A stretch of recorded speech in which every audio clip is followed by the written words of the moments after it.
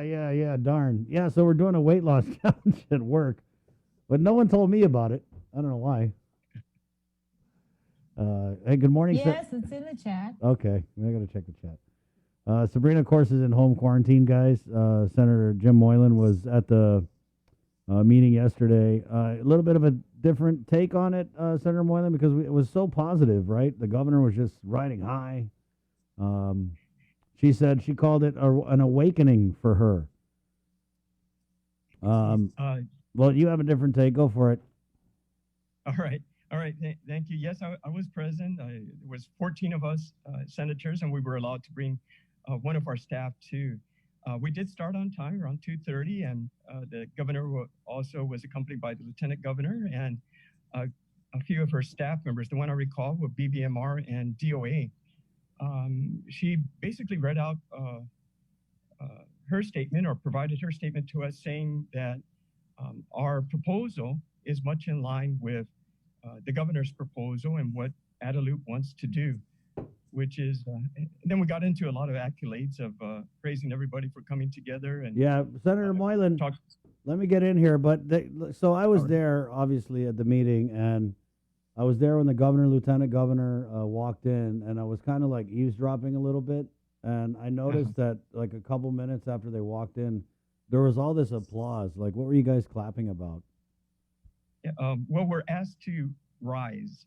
Oh. As you've seen in other, um, when the governor appears at other places, Oh, yeah, we're all, yeah, okay. folks are also asked to rise. So we were asked to rise and welcome the governor, and somehow some clapping started somewhere, and I heard you were clapping the loudest, though. that way.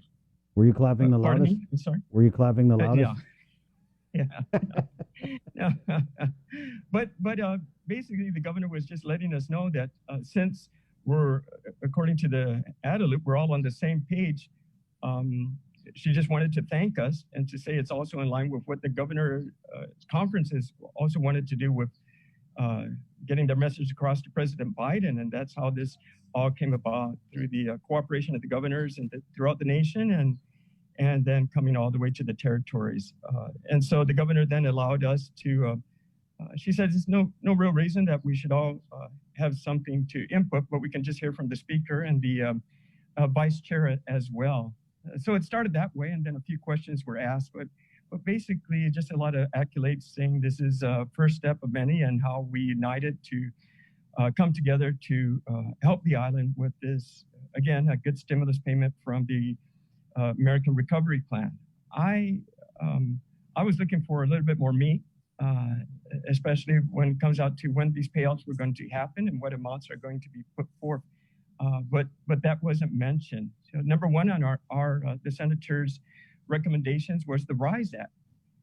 Other than hearing that we're in line with the governor's ideas on how to use the funding, I didn't hear if one of them will be the RISE Act. So there's still, it's very open to me. I don't know if those amounts or our suggestions will be done, or basically what I think it is okay. It's in line with what I have planned, and so we're okay. So now we can end this meeting. And I think we could have ended that in 45 minutes or less, but we kind of dragged it on for an hour, which is a few senators asked some questions, but at the end of the day, it's still up to the governor. And again, my concern is with like the Let's Get Guam Moving initiatives. I think it's really important we get the money back into the hands of the people so we can circulate the income which pays the GRT, right? Our consolidated revenue and expenditure reports are the top highest income earning income for the government of Guam. General fund is individual tax, corporate tax, withholding tax, and the BBT. Pumping these monies into different areas like the Biden plan, and the governor is pretty much writing off the Biden plan into infrastructure. Those are all, that's all, that's all fine. But will that generate income for the island? Will that help the small businesses get going? Or do we focus first on the small businesses, get people back to work, open up our stores, and then generate the income that way? The idea about increasing pay for frontliners, again, that's fine too.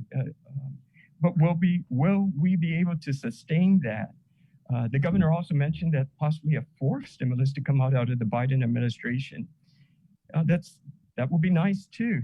But in the meantime, I think we need to get our economy open again and put the money back into the people's hands, like through the RISE Act and other initiatives that we introduced to help small businesses. So I was pleased with the governor, inviting us in there and giving us all accolades and saying, hey, let's all work together. This is a monumental moment, and historical. We can all work it out, right? She, and then she called it historical. Started. Yeah.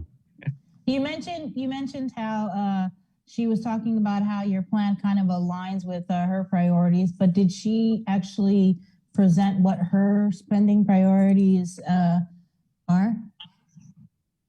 Not really, but we do know that the governor does want to focus on the shortcomings of our services, government services, where they are behind in their collections or their getting their money right from the general fund. So she wants to subsidize that with this money, in which the American Rescue Plan kind of focuses on that as well. So it's the services provided by the government in order to provide that the safety, education, and health of the people of Guam. I think that is where the governor's priorities will be. But amounts, when this happens, the governor has like 3 years to utilize this money. How soon this would happen, I'm not sure. Timelines, unknown. So we're basically, again, we're just told that, hey, your plan is pretty good. My plan is of course my plan, and yours fits sort of into my plan, and I'll let you know what my plan is and when I implement it, when I'm ready.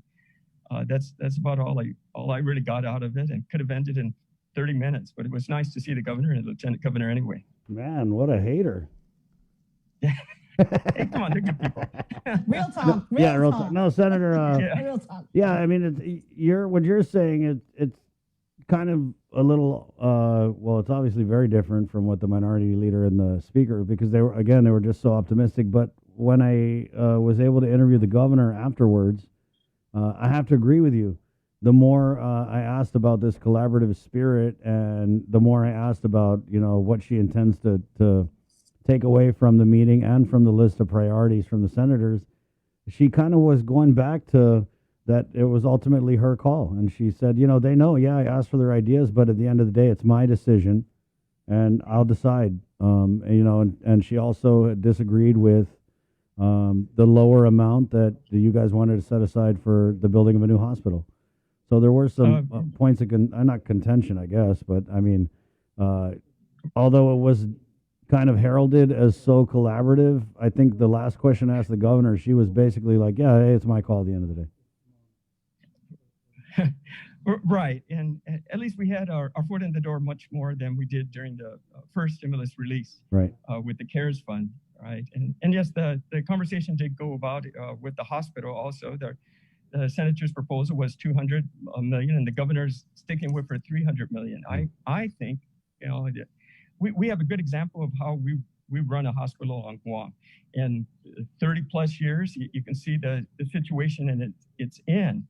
Not necessarily because of the pandemic, it's just because how we manage things here, how we maintain things. And, that I'm more inclined with how the success we had at building new schools, a public-private partnership that they maintain it for 25 years as we pay a fee, and then eventually it comes to the government of Guam. I don't want to say it's going to be disastrous, but I would prefer something seen successful, like building schools. And likewise, we should do the same with our hospital, using public-private partnership, and to include the management of the hospital, so our nurses and doctors can focus on what they do best. We got the best doctors and nurses, but when we tie them up with administrative responsibilities and maintaining the structure of the hospital, I think we're taking away from the skills that we have here and for the health of the people.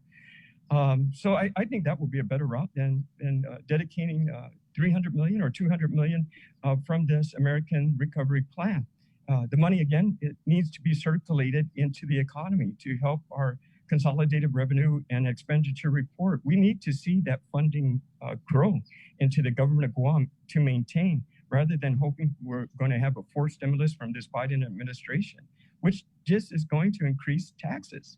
And that's all going to funnel down to Guam. So Senator. yeah, I'm still glad I went to the meeting. Yeah. And I'm the more communication we have, that would, of course, is better. I think it could have been an open meeting. There's nothing that we're not saying now that wasn't basically said during the meeting, and people were very cordial and very polite, and Yeah. you know, it should have been fine. That hopefully next time you guys are invited in. I'll get you as my +1, Chris. How about that? Yeah. Yeah, I mean, that'd be great. Yeah, Senator, you know, and when I asked the governor about this, and we'll just kind of expand on this secret meeting thing, like her understanding of just transparency and accessibility and open government, it's very like private sector. I'm just going to say it is, because she came up in the private sector. So her mentality about what the people deserve, need, and have a right to know, it's rooted in a bank. And the bank is like so secretive, of course, because it's your money, you know, it's people's money. So, I mean, I get it that that's like her center and where she's coming from. But for her to say, when I asked, you know, why was it a secret meeting? She was like, oh, no, the media was invited. Yeah, we were invited to hang outside and wait until it was done. We weren't invited in. In fact, Phil from the Post went in and they said, oh, you got to get out. So, Right. I mean, her idea of transparency is if we're in the same village as a secret meeting, it's somehow transparent and accessible. And I think they just don't get it, you know? She just doesn't get that, you know, public office is supposed to come with at least a baseline guarantee of transparency and accountability. And I just think it's so funny how these senators were so excited to be in this meeting when just last year they were crying to the high heavens about how there was no transparency, no accountability, no accessibility, no public access to these physicians advisory group meetings. And yet here we are breaking our arms, patting each other on the back for a collaborative spirit that the public didn't even get to witness. I mean, it was so collaborative. Like, what was the big deal about letting us in the room? Yeah, very good point, Chris. There was nothing really there that was should be kept in private. I don't think so. And I think if the media was there, it would help the people understand more by seeing our faces, sitting down Right, and talking yeah. with the governor. And it would have been a positive aspect. So hopefully in the next one, again, you're my +1. Okay. Well, I don't know if we're going to Adelup or if we're going to the Enron Beach House. Okay.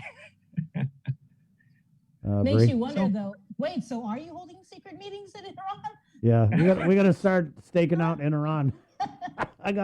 I'll send my party down there.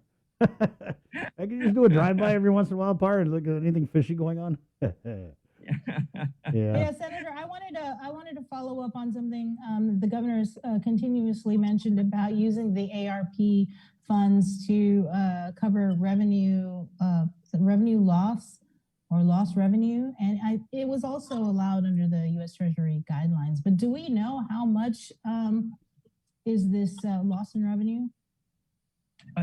Well, the CRER report does show us. I'm not sure if 20 million plus there, but for the different agencies, the breakdown, I'm not aware. I'm sure BBMR will be able to determine those amounts, and that the agencies will be impressing upon the governor the importance of the additional income they need to provide their critical services. So not really. I do know the governor or our government, based on the CRER report, is not collecting as we projected for our budget. And there are shortfalls already identified, other than that last month's report where we had that large gain of close to $30 million from, I think it was a capital gains tax on that. That was very helpful for the government. But those are like stimulus things, right? It's just once in a while. And I was hoping the governor could use that to subsidize the BBT, right? We could have used that also to reduce the BBT, and that would have been helpful to help, again, businesses come back and maybe hire an additional person instead of paying more in taxes and getting that revenue to provide services that way. So that's where my focus will continue to be. As the government has this opportunity now for the American Relief Plan here, we need to pump it back into the economy, and that I think the best way to do that is through the small businesses and individuals. Like we proposed a $500 credit card program to be used specifically just on Guam only, and that it's not just. I think initially the proposal was for restaurants, but this time the proposal is for anywhere. that they so wish. Their priorities could be groceries, gasoline, or paying their rent, or buying clothes for their kids as they go back to school. So that again will be helpful to stimulate the economy. You get that money circulating 3+ times. That's 3+ times in BBT collections. That's 3 more employees. That's 3 more companies they may be shopping at. So it's all positive to recirculate this money and grow the general fund.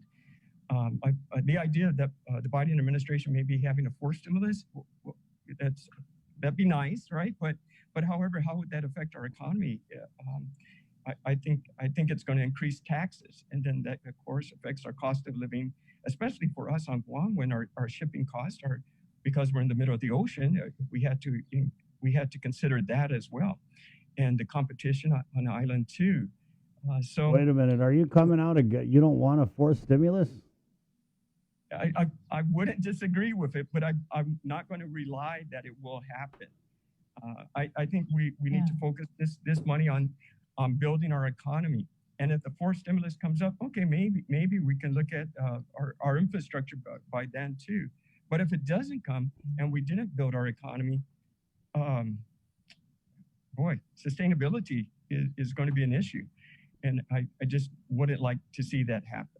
Did you really, I don't know if you saw the stream of the interview we had with the governor yesterday, but the speaker, the minority leader, they were very positive about what they characterize as a commitment by the governor to pay out the RISE Act. But when I asked the governor if she intends to pay out the RISE Act as, prescribed in the law, her answer was very, very, totally confusion. Because she said that, first of all, she was kind of like not clear on the right. She said, I think it's for unemployed people. And then she said the problem that she had with it was that the government of Guam employees weren't eligible, even though they met the income requirement, and that they weren't going to be paid it, and that the retirees weren't going to be paid it. And then she said something about she wants to pay it out to them, but that's not what the law says. So I was just so confused. And you were in the meeting, the secret meeting, behind closed doors.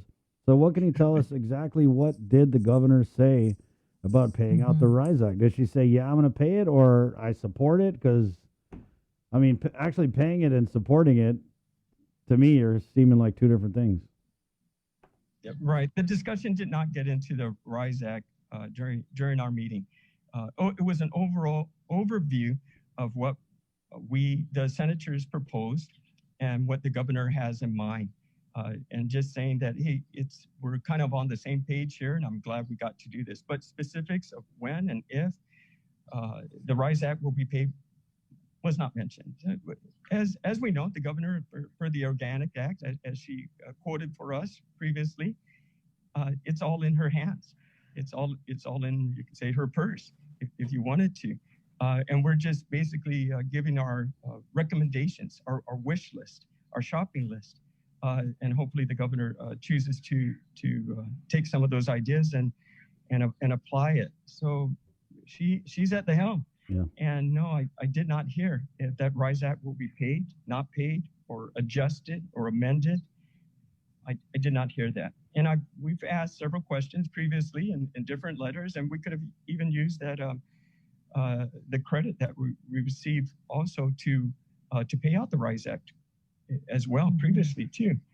We'll be saving on the Medicare, I believe, the $50-some million on that. We can pay the RISE Act with that as well if you don't want to use the American Rescue Plan money either. So there's multiple ways we can pay the RISE Act. But it's when this happens, that's the governor's call.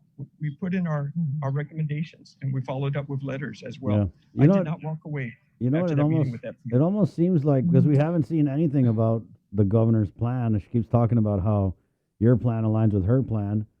But what if she doesn't even have a plan and she just tricked the legislature into coming up with a plan for her? Because we haven't seen we've seen nothing in black and white. Nothing. We haven't seen anything. There's nothing on paper that says the governor is going to do this, she's going to do that. Yeah, nor have I. And that question was asked as well. And, yeah. I mean, you guys didn't say when she said, "Oh, it really aligns with my plan." You guys weren't like, "Well, can we see your plan?" That was hinted. Was everybody too busy holding hands? Let him talk. Okay, good. Yeah. Yeah, no plan was proposed by the governor. We didn't exchange papers either, and it was mentioned that upon the development, I believe that it will be shared with the legislature. But that is not a, as of yet. I haven't seen anything. That's where we are. Was there any discussion on like how much and how we're going to pay, like for example, the quarantine facilities? I mean, is it going to come from these ARP funds or Specifics, no. That wasn't no detailed. details? No. But What we know about that what about public the US health will Treasury? I'm sorry, public health, I'm sure will be receiving the additional monies from the American Recovery Plan, but which will come up from the payment of that, which is part of the quarantine situation. But I'm wondering how long we're going to keep this quarantine on if we're going to eventually end it, right? So again, no details. That meeting was a lot of accolades and congratulations, and we're glad we're all sitting around the table together. Details were not mentioned. Did you guys discuss the US Treasury guidelines that were issued yesterday morning? I mean, Congressman Nicholas held a press conference just before, and he went through the list of that you guys had submitted. So that didn't even transpire during this 1 hour, you guys are great meeting?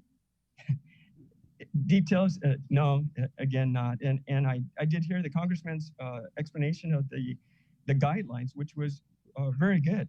He kind of broke it down to say, you can pay this, you may have to argue with this point, and you can pay this out and not pay this, but you can fight for it with the U.S. Treasury by explaining your point of view. But during the meeting, no, not discuss either. Again, it was more like, we're glad we're sitting around the table, and this is a monumental occasion that we come together and work for the people of Guam. Oh, man. So if there was no plan, there's only legislature's plan, like what did you guys collaborate on? Because everyone was talking about collaborate. Yeah, I believe 15 of us signed the letter to the governor with our recommendations. Then she applauded us for doing that. Crossing the table, Republicans and Democrats sitting down and agreeing, 15 of us coming together with one plan to the governor. So we got a hand of applause for that. And then, but how this works with the governor, basically we're told it will work where it fits in with the governor's plan, which is understood. She made that clear. At least at this point, we had the opportunity to sit down at the table and kind of just shake hands on it, and let's see how it goes from there, right? And I'm wondering, I'm not doubting, but of course there's a lot more details that we need to see happen. And as long as we keep on applying our interest into it with the governor and Adelup, maybe we can get our view across, coming from the House of the People. All right. So is the legislature going to get back together and kind of refine this plan, change it now that the guidelines are out by the Treasury? I would think that would be a great idea, and relook at it. And then if we, like our congressman has said, there's some things, I think it was the hospital and the roads, that we may need to address separately with the Treasury Department to see if we can have that also part of utilizing of the money. The governor did, by the way, mention that we didn't mention the airport in our plan from the senator, but she is interested in assisting the airport as well, which should fall in line with the guidelines. If the senators all get back together, it's possible. I haven't heard of that being proposed just yet. So how did this meeting end? Almost in prayer. It was it was very warm and fuzzy feeling. I was sharing with my senator next to me. It's like, I just feel really good, like I graduated almost. It was an uplifting moment to be in the same room all together with the governor and talking about this plan. And I think that's what it really was meant to be from the start. Just to sit down and say, hey, let's work this out together. I got your plan. I'll look at it. I have my plan. I'm still working on it. And I'll let you know how it goes as we progress and as the money comes in and following the guidelines of the U.S. Treasury. That was all that meeting was really about. Was it important that we have it? I do think so. Was it the nuts and bolts? Was it a working meeting? No, not really. It was just coming to an understanding with each other and kind of letting the public know that we're working together for the betterment of the island. All right. When you guys going to meet again? Was there this commitment like, oh, we're going to do this, every other week or? But no, not mentioned, but I'm sure if the speaker so wished to request for another invitation, the governor will abide to that. So, open door. In the meantime, it's an open door. And I've had my couple of meetings already with Adelut, with the governor and the lieutenant governor on our Let's Get Guam Moving initiatives. And I'm hoping to move those forward in the meantime as well. It's really about getting the money back into the hands of the people, and I'll continue to try to work forward on doing so. All right. Anything else, Bree? Well, it didn't sound like there was a whole lot of, what did you say, meat? Did you guys take a picture at the end or what? Sorry, say that again. Did you guys take a picture at the end? No. Oh, okay. Seems like that's all that was missing. I'll remember to take a selfie Yeah. next time too. We'll send it your way. All right. And next time you have a meeting with the governor, make sure you ask her if you can stream it for the people. That would be nice. Yes. All right. All right, Senator. Okay. Okay. Thank you very much. Thank you. Right on. Adjust. Missed that. 7:56. So it's kind of sounding like it was a photo op without the photo op.